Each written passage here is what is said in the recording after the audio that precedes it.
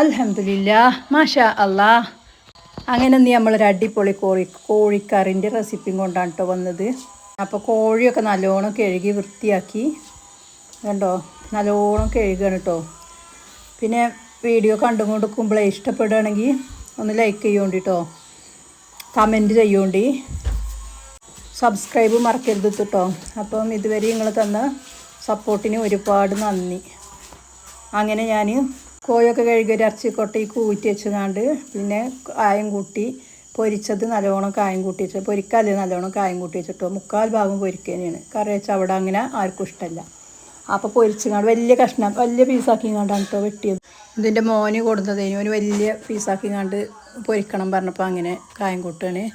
ഞാനൊക്കെ കായം കൂട്ടി പിന്നെ ഞാൻ എന്താ അറിയാം, കായം കൂട്ടി ചെമ്പട്ടിന്ന് അതിങ്ങോട്ട് മാറ്റിങ്ങാണ്ട് പൊരിക്കാതെ മാറ്റിങ്ങാണ്ട് ഞാൻ വേറെ കറി വെക്കാല്ലേ ഉണ്ടല്ലോ, അത് ആ ചെമ്പട്ടിക്ക് തന്നെ ലേശം ഉപ്പും മഞ്ഞളും ഇട്ടുങ്ങാണ്ട് കുഴച്ച് വെക്കുകയാണ് കേട്ടോ.